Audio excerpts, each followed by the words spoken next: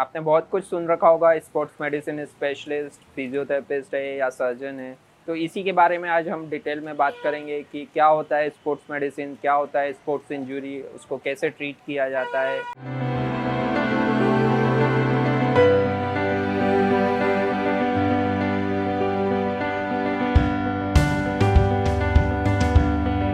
Hello friends, कैसे हैं आप सभी लोग।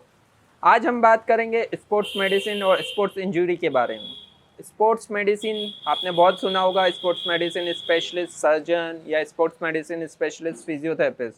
तो इसी के बारे में बात करते हैं सबसे पहले कि स्पोर्ट्स मेडिसिन क्या होता है। स्पोर्ट्स मेडिसिन मेडिसिन की वो ब्रांच है जो डील करती है आपकी physical fitness, injuries, injury prevention के लिए, जो आपके खेलने के दौरान या फिटनेस ट्रेनिंग के दौरान या एक्सरसाइज के दौरान होती है। तो स्पोर्ट्स मेडिसिन एक ऐसी ब्रांच है जो बहुत वाइड है, जिसके अंदर बहुत सारी सब स्पेशलिटीज़ आती है, जैसे सर्जरी आती है, फिजियोथेरेपी आती है, न्यूट्रिशन जिससे कि स्पोर्ट्स पर्सन का परफॉर्मेंस बढ़ सके, या एंटी डोपिंग ड्रग्स वगैरह ये सब आ जाता है, या तो फिर ऐसी बायोमैकेनिज्म और पोस्चर ट्रेनिंग आती है जिससे कि स्पोर्ट्स पर्सन का परफॉर्मेंस बढ़ सके।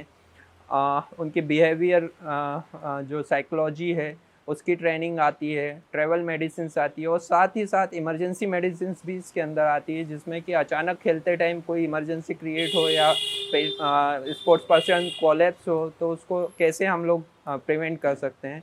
तो एक ये वाइड वेराइटी है ब्रांचेस की जो स्पोर्ट्स मेडिसिन के अंदर आती हैं। और अगर ये सभी के बारे में जिस भी डॉक्टर को या जिस भी फिजियोथेरेपिस्ट को, जिस पर्सन्स को इंटरेस्ट है स्पोर्ट्स मेडिसिन में, उसको सभी के बारे में नॉलेज होना चाहिए, उसे हम स्पोर्ट्स मेडिसिन स्पेशलिस्ट कहते हैं। अब बात करते हैं स्पोर्ट्स इंजरीज़ के बारे में। स्पोर्ट्स इंजरीज़ मेनली जब खेलते टाइम हमको जो इंजरीज़ होती है, जैसे नाम से ही पता चल रहा है, उसको स्पोर्ट्स इंजरी कहते हैं। अब स्पोर्ट्स इंजरी को हम अगर टाइमिंग के हिसाब से बांटें तो दो चीज़ों में बांट सकते हैं। एक तो एक्यूट इंजरी, जब खेल रहे हैं उसी दौरान हो गई हो, या क्रॉनिक इंजरी जो ओवर यूज़ के कारण हो रही हो, धीरे धीरे हो रही है, जिसमें जो भी खिलाड़ी है अपने सहन करता जाता है, अपनी क्षमता से ऊपर ट्राई करता है ट्रेनिंग का या परफॉर्मेंस देने का, और उसके कारण जो इंजरीज उसको होती जाती है उसे क्रॉनिक इंजरी या ओवर यूज इंजरी कहते हैं। इसके अलावा अगर हम लोग बात करें स्पोर्ट्स इंजरी को दूसरे तरीके से बांटने की, तो उसे हम कॉन्टैक्ट स्पोर्ट्स इंजरी और नॉन कॉन्टैक्ट स्पोर्ट्स इंजरी में लेते हैं। कॉन्टैक्ट स्पोर्ट्स इंजरी में आता है जो जो भी हम खेल खेल रहे हैं जिसमें जो खिलाड़ी है वो आपस में, स्पोर्ट्स पर्सन आपस में कॉन्टैक्ट्स में आते हैं, जैसे फुटबॉल हो गया, हॉकी हो गया, कबड्डी हो गया। तो इस इन इन खेलों के दौरान जो इंजरीज कांटेक्ट में आने के कारण होती है उसे कांटेक्ट इंजरीज कहते हैं। और जो इंजरीज विदाउट कांटेक्ट के खिलाड़ी को धीरे धीरे होने लग जाती है ट्रेनिंग के दौरान या ऐसा, तो उसे नॉन कांटेक्ट इंजरीज कहते हैं। तो अब हम बात करते हैं स्पोर्ट्स इंजरीज के कॉजेज पर। Mainly sports injuries sports person में जब होती है जब वो अवेयर नहीं होता है प्रॉपरली उस स्पोर्ट्स के बारे में, या उसकी कोई ट्रेनिंग प्रॉपरली नहीं हुई होती है, तो वो अपने हिसाब से जब भी स्पोर्ट्स खेलने जाता है तो वो इंजरी में फंस जाता है। तो इसका प्रिवेंशन हम कैसे कर सकते हैं। हमें सबसे पहले स्पोर्ट्स पर्सन को उस स्पोर्ट्स के रूल्स के बारे में प्रॉपरली एक्सप्लेन करना चाहिए, उसे अपने रूल्स प्रॉपरली पता होना चाहिए। दूसरा, हम प्रिवेंशन ऐसे कर सकते हैं कि स्पोर्ट्स पर्सन को प्रॉपर ट्रेनिंग देना चाहिए कि इस स्पोर्ट्स में आपको इस लिमिट्स तक के काम करना है, तो उसका पूरा ट्रेनिंग उसके पास हो। तीसरा, जब भी वो स्पोर्ट्स पर्सन एक्सरसाइज या इस पर जाता हो तो उसका कम से कम स्ट्रेचिंग और वार्म अप वाला पार्ट टोटल एक्सरसाइज के पार्ट का 20% होना चाहिए, जिससे कि वो प्रॉपर स्ट्रेचिंग और वार्म अप कर सके ताकि उसको इंजरीज कम हो सके। चौथा, अगर कूल डाउन फेज जो होता है, मतलब आपने पूरा एक्सरसाइज कर लिया उसके बाद 10% पार्ट पूरे एक्सरसाइज का आपको कूल डाउन फेज में देना है, जिसमें आप रेस्ट करते हैं, जिसमें वापस से आप स्ट्रेचिंग करते हैं और अपने बॉडीज़ को कूल डाउन करके, और जो भी आपका एक्सरसाइज का ओवर एक्सर्ट हुआ है उसको रिलैक्स करते हैं। इसके अलावा हम ये कर सकते हैं कि कोई भी स्पोर्ट्स पर्सन अगर कोई खेल खेल रहा है या स्पोर्ट्स खेल रहा है तो वो उस स्पोर्ट्स के एक्सपर्ट से अपनी तकनीक के बारे में, या पहले से ही जो हार्म होने वाला है या उसकी जो कमी है उसके लिए पहले से ही एक्सपर्ट से बात करके उसका कुछ अल्टरनेटिव निकाले, या उसके लिए पहले से ही तैयार हो जाए, उसका प्रिवेंशन पहले से ही कर लें।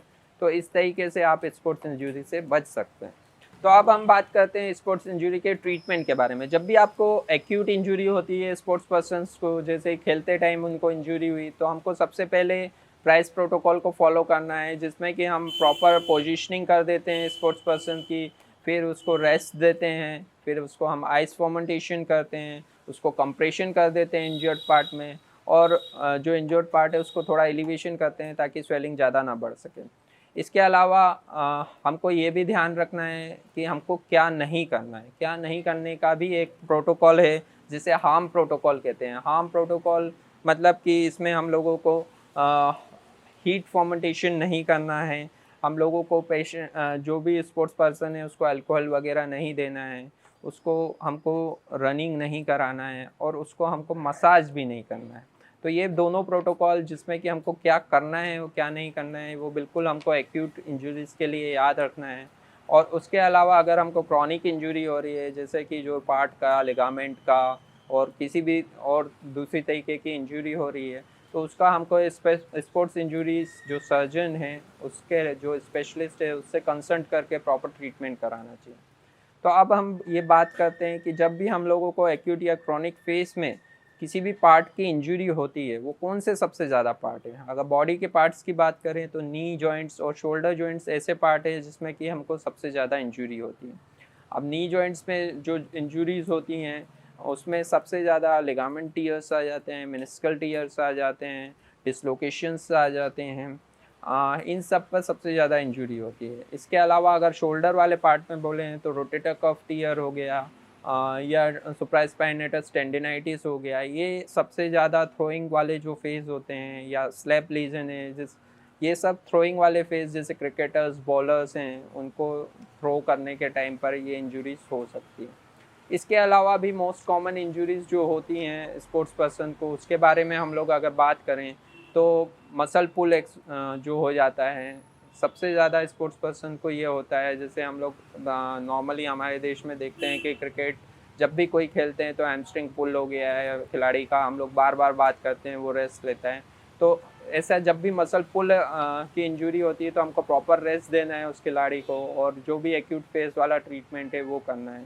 इसके अलावा जो इंजरीज़ हो सकती है खिलाड़ी को, मोस्ट कॉमन अगर एल्बो पर जाएँ तो टेनिस एल्बो इंजरी हो जाती है, जिसमें कि जो भी हमारी जो मसल्स है, 7 मसल्स आकर लेटरल एपिकोंडाइल ऑफ ह्यूमरस पे मिलती है, और यहाँ पर अगर सूजन बन जाता है रिपीटेड एक्सरसाइज करने पर, जैसे रिस्ट हम लोग ऐसा चला रहे हैं या स्क्रूइंग मूवमेंट कर रहे हैं, तो इसमें जो इंजरीज़ होती है, बार बार स्ट्रेस वहीं पर जाता है, और क्रॉनिक इंजरीज़ में ये बदल जाता है, जिसमें पेन कांस्टेंट होने लग जाता है। तो इसका हम लोगों को रेस्ट दे करके और प्रॉपर मेडिकेशंस ले करके और ट्रीटमेंट तुरंत करना चाहिए। नहीं तो ये, जैसे हम लोग बात करते हैं तेंदुलकर को, सचिन तेंदुलकर को हमारे क्रिकेट्स में ये इंजरी हो चुकी है, जिसके लिए वो ऑपरेट भी हो गए हैं, उन्हें बहुत सारा मॉडिफिकेशन अपने खेल में करना पड़ा है। तो इस तरीके की इंजरीज़ और हो सकती हैं इन सब में। इसके अलावा मोस्ट कॉमन इंजरीज़ जो हो सकती है अगर नी में जाएँ तो टॉर्न ACL हो गया है। ACL के बारे में हम डिटेल में प्रीवियस वीडियोस में बात कर चुके हैं कि ACL टीयर जब होता है तो हम ऑर्थोस्कोपिकली उसको कैसे रिपेयर कर सकते हैं या रिकंस्ट्रक्ट कर सकते हैं, और फंक्शनल आउटकम वापस कैसे पा सकते हैं।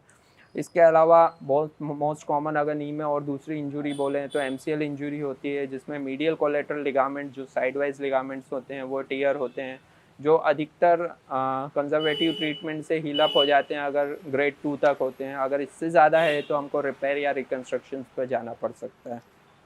इसके बाद जो इंजरी मोस्ट कॉमन है वो आती है Shin split injury. Shin split injury जब भी हम लोग देखते हैं कि जब खिलाड़ी इनिशियल ट्रेनिंग करते हैं, वो बहुत ज़्यादा दौड़ते हैं, तो उसके कारण शिन स्प्लिट इंजरी हो जाती है, जिसमें उनको यहाँ पर लेग के यहाँ पर बहुत ज़्यादा पेन होने लग जाता है, और इन्फ्लेमेशन बढ़ता जाता है, वो पेन बढ़ता जाता है, जिसके कारण अगर इसको ढंग से ट्रीट नहीं किया गया तो स्ट्रेस फ्रैक्चर भी आगे चल कर के हो सकते हैं। इसके अलावा जो दूसरे जॉइंट्स, जैसे एंकल जॉइंट्स में एंकल स्प्रेन बहुत कॉमन है खिलाड़ियों को, इसमें भी जो हम लोगों ने एक्यूट फेज में ट्रीटमेंट डिस्कस किया था वो यूज़ करना पड़ जाता है। इसके अलावा अगर हम लोग शोल्डर जॉइंट में जाएं तो शोल्डर जॉइंट में रोटेटर कफ टीयर बहुत ज़्यादा कॉमन है। जो थ्रोइंग मोमेंट्स हैं या स्लैप टीयर है वो बहुत ज़्यादा कॉमन है, जो थ्रोइंग मोमेंट्स में हो सकते हैं खिलाड़ियों को, जिसका ऑर्थोस्कोपिकली प्रॉपरली हम लोग अच्छे से ट्रीटमेंट कराकर वापस से हमारी पुरानी क्षमताओं को प्राप्त कर सकते हैं। तो इसलिए ये टॉपिक स्पोर्ट्स पर्सन्स के लिए बहुत ज़रूरी है कि आपको स्पोर्ट्स मेडिसिन स्पेशलिस्ट क्या होता है ये पता रहे, आपको कैसे इनिशियल ट्रीटमेंट करना है और किनको जा कर के मिलना है अपने फर्दर ट्रीटमेंट के लिए। अगर ये सब चीज़ें आपको पता रहेगी तो आप अपने स्पोर्ट्स में आगे तक बढ़ पाएंगे और लंबे टाइम तक के अपना करियर परस्यू कर पाएंगे। नमस्कार दोस्तों।